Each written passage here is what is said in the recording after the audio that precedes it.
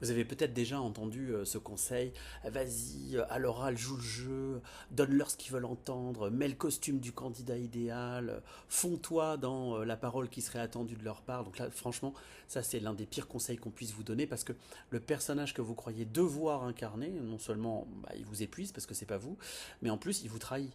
Aujourd'hui, on parle de pourquoi il faut enfin tomber le masque.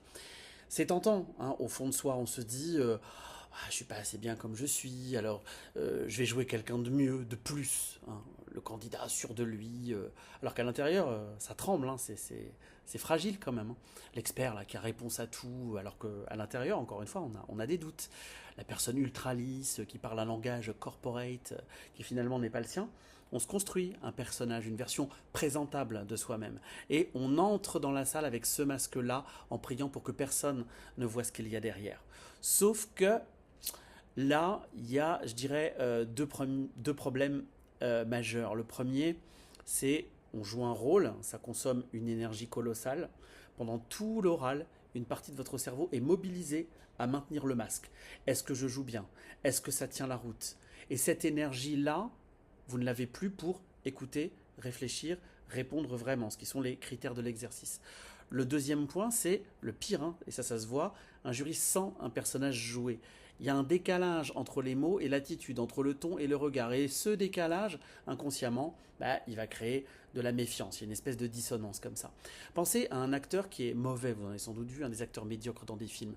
Vous ne sauriez pas l'expliquer techniquement, mais je sais pas, vous le sentez, il joue, mais vous y croyez pas. Eh bien, le jury, c'est pareil avec les candidats. Quand quelqu'un surjoue l'assurance, surjoue l'enthousiasme, récite des formules qui ne lui ressemblent pas, qui ne lui appartiennent pas, ça se sent, ça se ressent, ça s'explique pas forcément, mais ça se ressent. Et le jury se met à se demander, mais qu'est-ce qu'il y a derrière ce masque? Qu'est-ce qu'on cherche finalement à me cacher? Et pourquoi le candidat me cacherait quelque chose d'ailleurs?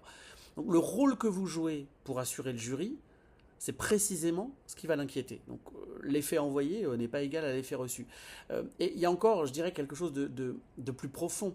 Quand vous jouez un personnage et que ce personnage est validé, félicité, vous ne ressentez aucune vraie joie parce qu'au fond de vous, vous le savez, c'est pas moi qu'ils ont choisi, c'est mon masque.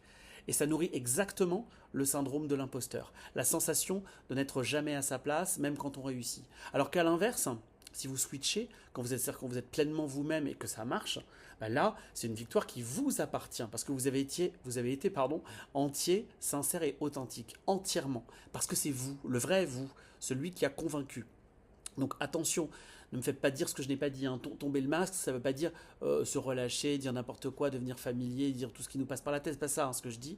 Je dis juste qu'il y a une posture professionnelle à tenir, mais entre tenir une posture professionnelle et jouer un personnage qui n'est pas vous, il y a quand même un gap, il y a quand même un monde, et c'est de garder finalement la posture. La posture, c'est vous en version professionnelle, concentrée, structurée.